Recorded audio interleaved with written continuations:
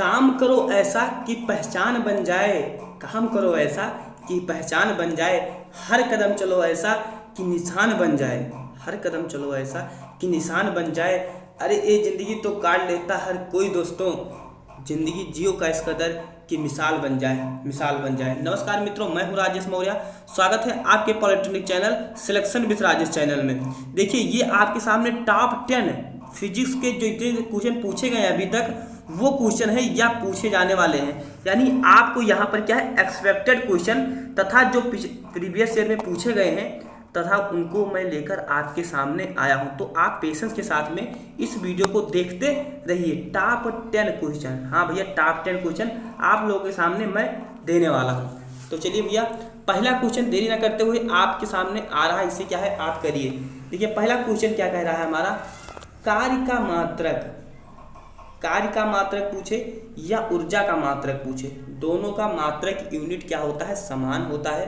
तो अगर आप एक याद रखते हो तो दोनों आप लोगों के लिए याद करना आसान हो जाएगा, इजी हो जाएगा। पहला ऑप्शन क्या है, मीटर। मीटर तो कभी हो ही नहीं सकता, मीटर किसका होता है, दूरी का होता है। अच्छा, ताप किसका होता है, ताप किसका होता है ये बताइए। ताप तो अपने आप में एक वही है, राशि ही है, तो ताप का मात्रक केल्विन होता है, ये भी नहीं होगा। अच्छा, ज्योत तीव्रता का कैंडिला होता है, ये भी नहीं होगा। अब करेक्ट आंसर हमारा क्या बचा, जूल। अगर हमें नहीं पता था तब भी हम एलिमिनेशन के साथ में हम अपना आंसर कर सकते हैं। अगर हमें कोई चीज़ नहीं पता है तो हम अपना आंसर ये नहीं होगा तो ये होगा, ये होगा। जैसे आप यहाँ पर देखिए, हमें मालूम था कि ये तो हो ही नहीं सकता, ना ये होगा ना ये होगा, तो अब हमारा लास्ट में कौन सा बच रहा है, वही हमारा क्या हो जाएगा, करेक्ट आंसर हो जाएगा। ये वाला बच रहा था जूल, वही हमारा करेक्ट आंसर हो गया। देखिए, और मैं आपको सूचना बता देना चाहूँगा, हमारा फिजिक्स केमिस्ट्री मैथ का प्लेलिस्ट बना हुआ है। उस वीडियो जो हमारा तीनों प्लेलिस्ट बना हुआ है उसका लिंक मैं आपको डिस्क्रिप्शन बॉक्स में दे दूंगा, तो वहाँ से जाकर आप देख सकते हो, पढ़ सकते हो। तथा मित्रों, ये पीडीएफ अगर आपको पाना है तो हमारा Telegram channel selection with Rajesh को ज्वाइन कर लीजिए। वहाँ पर ये पूरा फुल पीडीएफ आपको बाबू मिल ही जाएगा, सॉल्यूशन के साथ में मिल जाएगा। वहाँ पर मैं क्या करता हूँ, इसको ऐसे करके दे देता हूँ, आपको ऐसे करके दे देता हूँ, तो वहाँ पर आपको पूरा का पूरा पीडीएफ मिल जाएगा। तथा अगर आपको पॉलिटेक्निक का प्रीवियस ईयर पेपर चाहिए या बुक चाहिए तो भी आप वहाँ से पा सकते हो। देखिए क्वेश्चन नंबर 2 हमारा क्या है बाबू, कह रहा है कि यांत्रिक ऊर्जा को विद्युत ऊर्जा में बदलता है।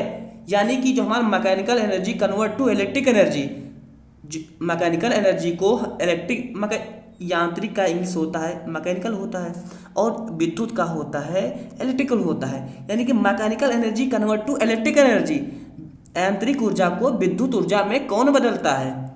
तो हमारा पहला ऑप्शन है, उसे अच्छे से देखिए, मोटर।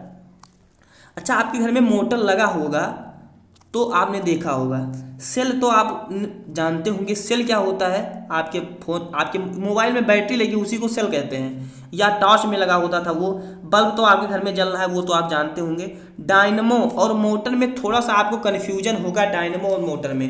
तो देखो भैया, मोटर क्या करता है, मोटर को क्या करते हो आप, इधर से लेकर आते हो, तार को जोड़ देते हो। जो हमारा मोटर होता है उसको क्या करते हो आप, इधर से लेकर आते हो, तार को जोड़ देते हो, 2 तार आप जोड़ देते हो ऐसे, और वो क्या करता है, घूमने लगता है। इसमें शाफ्ट लगा होता है और यही पर पंखा लगा होता है। वो पंखा क्या करता है, आपके घर को पानी देने लगता है, या आप खेत में लगाते हो या आपके घर में लगाते हो, तो वो क्या करता है, आपको पानी देने लगता है। अच्छा, एक चीज़ इस पर देखो, हम लोग दिए क्या है यहाँ पर, हम लोग क्या दिए, हम लोग क्या दिए हैं यहाँ पर हम लोग दिए हैं, यहाँ पर क्या दिए, विद्युत ऊर्जा दिए हैं, इलेक्ट्रिक, अरे भैया क्या दिए हो, लाइट दिए हो ना, यानी कि करंट दिए हो, यानी कि विद्युत ऊर्जा दिए हो। इससे क्या हो रहा है, हमें काम मिल रहा है, यानी कि यांत्रिक ऊर्जा मिल रहा है।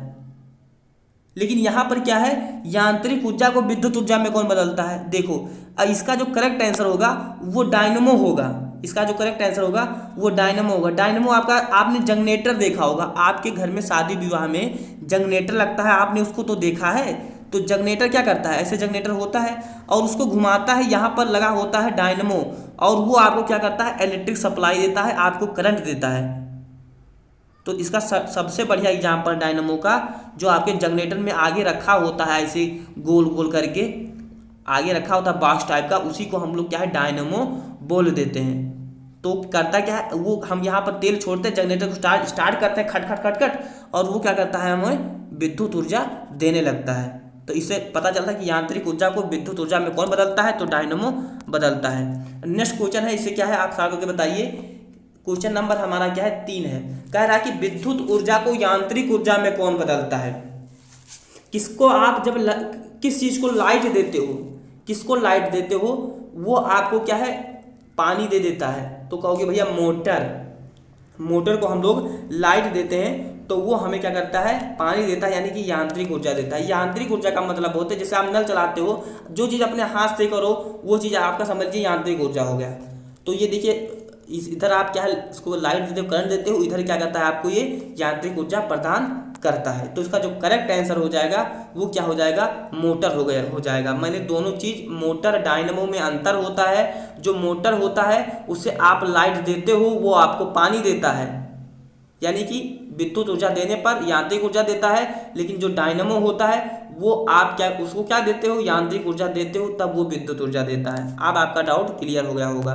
देखिए 4 क्वेश्चन, इसके लिए मैंने विकल्प नहीं रखा है, डायरेक्ट आपके लिए बहुत इंपॉर्टेंट था, इसीलिए मैंने क्या है इसे आपको डायरेक्ट नोट कर दिया है। देखिए गुरुत्वाकर्षण स्थिरांक होता है ये हमारा, ये ग्रेविटेशनल किसे क्या बोलते हैं, ग्रेविटेशनल कांस्टेंट बोलते हैं, यानी कि गुरुत्वाकर्षण स्थिरांक। गुरुत्वाकर्षण हिंदी में बोलें तो गुरुत्वाकर्षण स्थिरांक, इसका मान होता है 6.67। डायरेक्ट मान आपके एग्जाम में पूछ लिया जाता है।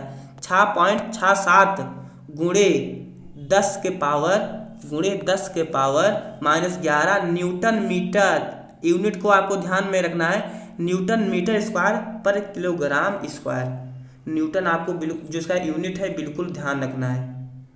तो इसका जो हमारा कैपिटल जी होता है इसे गुरुत्वाकर्षण स्थिरांक के नाम से जानते हैं, और इसका जो मान होता है 6.67 गुणे 10 के पावर -11 न्यूटन मीटर स्क्वायर पर किलोग्राम स्क्वायर होता है।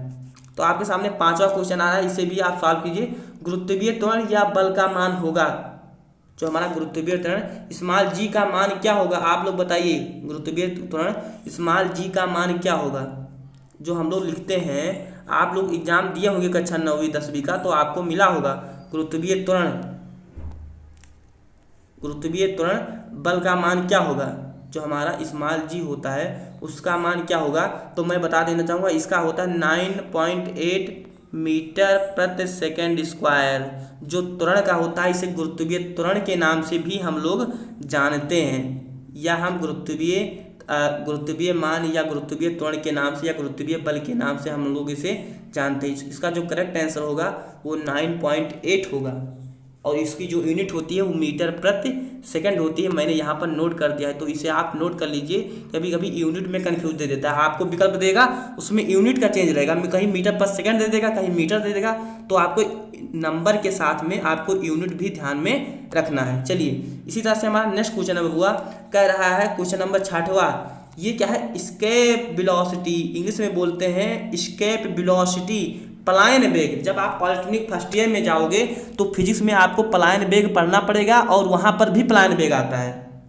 मीटर प्रति सेकंड में इसका मान बताइए। जब ऐसा देखो पलायन वेग क्या होता है, पहले समझ लो स्केप वेलोसिटी क्या होता है, फिर मैं आपको आंसर बता दूंगा। देखिए पलायन वेग वह वेग होता है जिससे हम किसी वस्तु को, ये अर्थ है, और अर्थ पर क्या है आप खड़े हुए हैं। आप मान लीजिए भैया कोई है, या मान लो मैं ही राजेश हूँ, चिंकू मिंकू कोई है खड़ा है, और वो व्यक्ति किसी चीज को अपने हाथ से इस स्पीड से फेंक दे कि वो फेंकने के बाद में पृथ्वी के सतह पर दोबारा ना आए। आप आम फेंकते हो लेकिन वो दोबारा आ जाता है, लेकिन आप इतनी स्पीड से फेंक दीजिए कि कोई वस्तु पृथ्वी की सतह पर दोबारा लौटकर ना आए। उसी को हम लोग क्या है पलायन वेग के नाम से जानते हैं। तो पलायन वेग उसकी जो मान होती है वो होता है 11.2, क्या होता है बाबू, 11.2 मीटर प्रति सेकंड, यानी 11.2 किलोमीटर। हाँ 11.2 किलोमीटर प्रति सेकंड होता है, यानी किसी वस्तु को आप 1 सेकंड में 11.5 किलोमीटर फेंक दो। 1 सेकंड में 11.5 किलोमीटर स्पीड आप समझ गए, 1 सेकंड में 1150 किलोमीटर, फिर उस स्पीड से वो आपका नहीं आएगा, यानी जो उसका करेक्ट आंसर होगा वो हमारा क्या होगा, सी होगा। चलिए इसी तरह से नेक्स्ट क्वेश्चन है, दाब का मात्रक होता है। दाब तो आप अच्छे से जानते हो कि कोई चीज वस्तु है, उसे क्या हम लोग दबा रहे हैं। जैसे इसको हम दबा रहे हैं, इसी को हम दाब बोलते हैं, इसको दबाना ही दाब बोलते हैं। ठीक है भाई, या ढकेलना या दबाना एक ही चीज़ समझ लीजिए। देखिए इसका मैं आपको क्या है मात्रक बताऊंगा क्या होता है, उसके पहले समझ लीजिए दाब आपका है क्या। देखिए मैंने बताया कि किसी चीज़ को दबाना ही दाब कहलाता है। और दबाना क्या है, जितना एरिया होता है, जितना एरिया होता है, अच्छा देखिए दाब बराबर होता है जितना बल से आप लगाए हो, जितना बल से आप यहाँ पर फोर्स लगाते हो, जितना बल से आप फोर्स लगाओगे, जितना और जितना एरिया पर लगाओगे, उसी का अनुपात क्या कहलाता है, आपका दाब कहलाता है। यानी कि दाब बराबर होता है बल बटा क्षेत्रफल, बल बटा क्षेत्रफल, बल बटा क्या होगा बाबू, क्षेत्रफल। यानी कि दाब बराबर बल बटा क्षेत्रफल, और बल बटा क्षेत्रफल को ही हम लोग क्या बोल देते हैं, पास्कल बोल देते हैं। क्या बोल देते हैं, पास्कल बोल देते हैं। जो डाइन होता है वो क्या होता है, बल का मात्रक होता है, जिसे हम न्यूटन भी बोल देते हैं बड़े यूनिट में। तो दाब का मात्रक होगा पास्कल होगा। चलिए नेक्स्ट क्वेश्चन है भी, आप इसे सॉल्व करके हमें बताइए। नेक्स्ट क्वेश्चन कह रहा है कि घनत्व का मात्रक बताइए। क्या बताना है आप लोग को, घनत्व का मात्रक बताना है। आप लोग क्या है बताइए, घनत्व का मात्रक क्या होगा,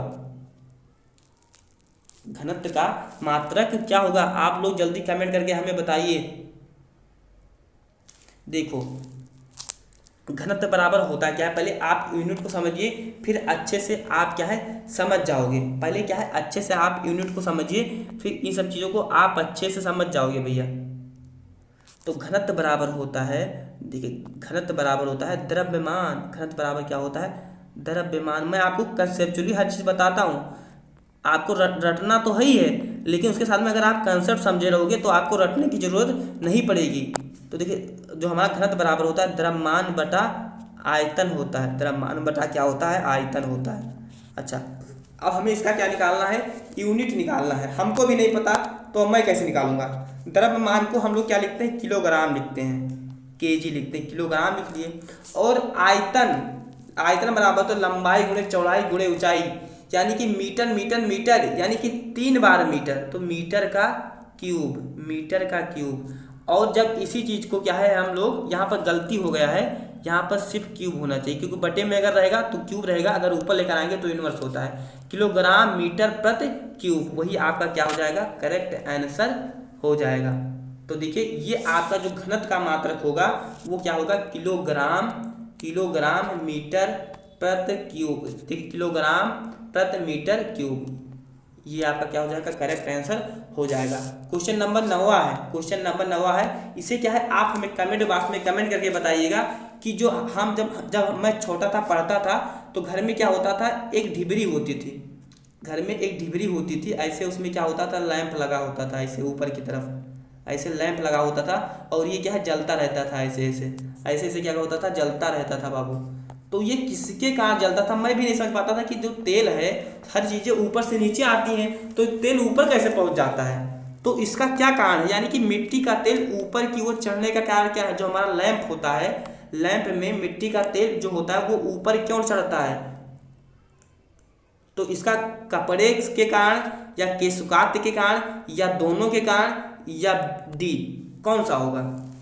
आप हमें कमेंट बॉक्स में कमेंट करके बताइएगा कि केशकात सही होगा या कपड़ा सही होगा या इसका दोनों सही होगा या कोई नहीं होगा। आप हमें कमेंट बॉक्स में कमेंट करके बताइएगा। तथा अगर आपको ये पीडीएफ चाहिए, क्योंकि मैं जो हमारा टेलीग्राम चैनल है उस पर क्या करता क्या हूँ, इसका करेक्ट आंसर करके मैं इसे डाल देता हूँ। जैसे इसका सही था ये, तो मैं ऐसे इसको क्या है बॉक्स में करके डाल देता हूँ, करेक्ट आंसर जो आपका होता है वो आसानी से आपको मिल जाएगा। तो आप हमारे Telegram selection with Rajesh channel को ज्वाइन कर लीजिए, वहाँ से मिल जाएगा। तथा मित्रों अगर आप हमारे चैनल पर बाबू नए हैं तो नेक्स्ट वीडियो पाने के लिए चैनल को जरूर सब्सक्राइब कीजिएगा, क्योंकि हम जैसे नेक्स्ट वीडियो लाएं तो आपको आसानी से मिल जाए। तथा फिजिक्स केमिस्ट्री मैथ का प्लेलिस्ट भी बना हुआ है, उसका लिंक अगर आपको चाहिए तो वो भी डिस्क्रिप्शन बॉक्स में मैं आपको दे रहा हूँ, वहाँ से जाकर आप देख सकते हो। तो मित्रों अगर आप हमारे चैनल पर बाबू नए हैं तो चैनल को जरूर सब्सक्राइब कीजिएगा। मिलते हैं अगले वीडियो में, तब तक के लिए आप अपना ख्याल रखिए। जय हिंद, वंदे मातरम।